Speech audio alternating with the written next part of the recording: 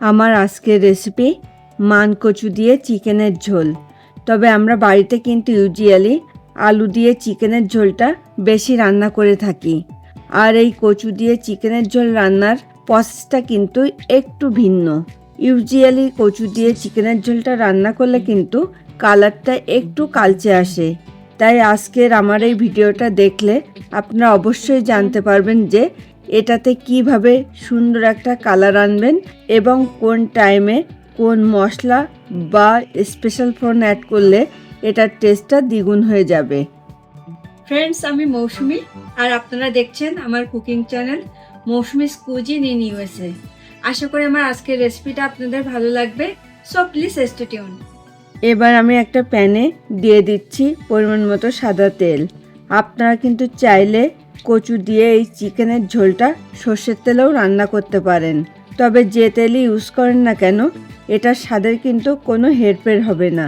প্রথমে আমি কচুগুলোকে একটু শ্যালো ফ্রাই করে নেব। তার জন্য আমি আগে থেকে ভাপ দিয়ে রাখা একটু বড় টুকরো করে কাটা 400 গ্রাম মতো কচুকে তেলে ছেড়ে ফ্রাই করে নিচ্ছি।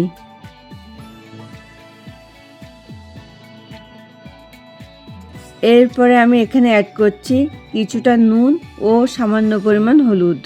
এখন আমি এটাকে কন্টিনিউয়াসলি নাড়তে থাকবো যতক্ষণ না কচুগুলো পারফেক্টলি ফ্রাই হচ্ছে। অনেক সময় কচুতে কিন্তু গাল ধরার টেন্ডেন্সি থাকে, তাই কচুগুলোকে যদি আগে থেকে ভাপ দিয়ে নেওয়া হয় তাতে করে কিন্তু গাল ধরার টেন্ডেন্সিটা অনেকটাই কমে যায় এবং কচুর ভেতরে যে একটা কষ ভাব থাকে সেটাও কিন্তু বেরিয়ে যায়। দেখুন, কচুগুলো কিন্তু আমার পারফেক্টলি ফ্রাই হয়ে গেছে। এখন আমি এগুলোকে অন্য পাত্রে তুলে নিচ্ছি।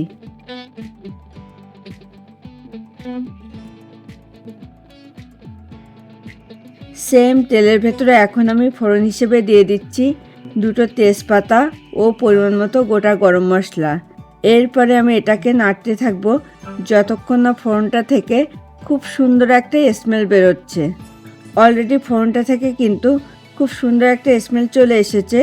আর এই পর্যায়ে আমি এখানে অ্যাড করছি 1.5 কাপ কুচানো পেঁয়াজ। এখন আমি এটাকে কন্টিনিউয়াসলি নাড়তে থাকবো যতক্ষণ না পেঁয়াজগুলোতে হালকা গোল্ডেন কালারটা চলে আসছে। দেখুন, অলরেডি পেঁয়াজগুলোতে কিন্তু হালকা গোল্ডেন কালারটা চলে এসেছে। আর এই পর্যায়ে আমি এখানে অ্যাড করছি স্লাইস করে কাটা একটা টমেটো, সামান্য পরিমাণ নুন ও 1 টিস্পুন শুকনো লঙ্কার গুঁড়ো।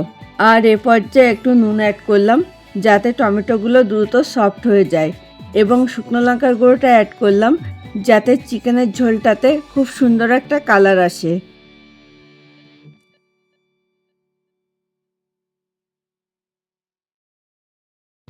দেখুন, এটাতে কত সুন্দর একটা কালার চলে এসেছে।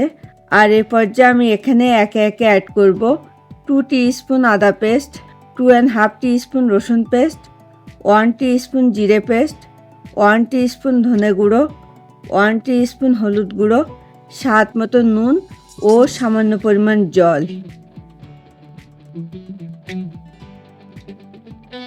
এখন আমি মশলাটাকে খুব ভালো করে কষিয়ে নেব। আর আমি চিকেনের ঝোলের স্বাদটাকে বাড়ানোর জন্য কিন্তু এখানে আদার থেকে রসুনের পরিমাণটা একটু বেশি অ্যাড করেছি।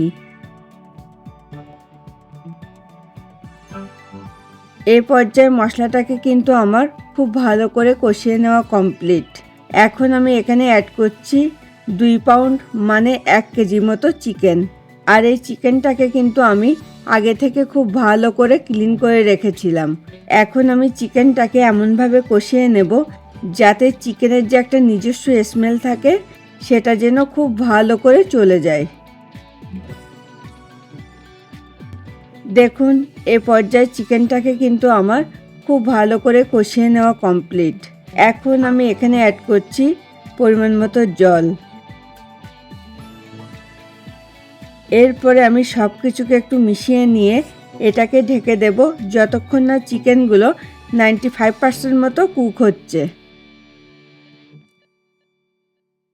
চিকেনটা কিন্তু আমার 95% মতো কুক হয়ে গেছে। আর এ পর্যায়ে আমি এখানে অ্যাড করছি আগে থেকে ফ্রাই করে রাখা সেই কচুগুলো। আর আমার আজকের এই রেসিপিটা আপনাদের ভালো লাগলে কিন্তু প্লিজ ভিডিওটাতে একটা লাইক এবং কমেন্ট করতে অবশ্যই ভুলবেন না। আবারও আমি এটাকে ঢেকে রেখে দেব যতক্ষণ না সব কিছু 100% কুক হচ্ছে। মাঝে আমি এখানে অ্যাড করছি 1 টিস্পুন ভাজা মশলা ও হাফ টিস্পুন গরম মশলার গুঁড়ো। আর এই ভাজা মশলার ভেতরে আছে কিন্তু জিরে, ধনে, গোলমরিচ, শুকনো লঙ্কা ও তেজপাতা। স্পেশালি কচু দিয়ে চিকেনের ঝোলে এই ভাজা মশলাটা অ্যাড করলে কিন্তু এটার টেস্টটা দ্বিগুণ হয়ে যায়। আবারও আমি এটাকে ঢেকে দেব বাকিটা হওয়ার জন্যে। সব কিছু কিন্তু আমার 100% কুক হয়ে গেছে। আর তাছাড়া এ পর্যায়ে আমি ঝোলটাকে কিন্তু এর থেকে বেশি শুকাবো না, কেননা পরে কিন্তু কচুগুলোতে বেশ কিছুটা ঝোল টেনে নেবে। আবারও আমি এটাকে ঢেকে পাশের ওভেনে সরিয়ে রেখে দেব। এবার আমি একটা স্পেশাল ফোড়ন রেডি করে নেব। তার জন্য আমি একটা টেম্পারিং প্যানে দিয়ে দিচ্ছি পরিমাণ মতো তেল। তেলটা গরম হয়ে গেছে। আর এ পর্যায়ে আমি এখানে অ্যাড করছি 1 টেবিল স্পুন কুচানো রসুন। এখন আমি এটাকে ততক্ষণ পর্যন্ত নাড়তে থাকবো যতক্ষণ না রসুনগুলো থেকে কাঁচা স্মেলটা চলে যাচ্ছে। এরপরে আমি এখানে অ্যাড করছি 1 টিস্পুন কাশ্মীরি লঙ্কার গুঁড়ো, যেটা চিকেনের ঝোলটাতে খুব সুন্দর একটা কালার আসতে হেল্প করবে। সবশেষে আমি এখানে অ্যাড করব 5টা কাঁচা লঙ্কা চেরা। তাতে করে কিন্তু কচু দিয়ে চিকেনের ঝোলের টেস্টটাকে অনেকখানি বাড়িয়ে দেবে। অলরেডি ফোড়নটা থেকে কিন্তু খুব সুন্দর একটা স্মেল চলে এসেছে। আর এ পর্যায়ে আমি কিন্তু এখন ওভেনটাকে অফ করে দেব। এবার আমি এটার ভেতরে এখন ফোড়নটা অ্যাড করে দেব। তাতে করে কিন্তু কচু দিয়ে চিকেনের ঝোলের টেস্টটাকে অনেকখানি বাড়িয়ে দেবে এবং এটাতে কিন্তু খুব সুন্দর একটা কালারও চলে আসবে।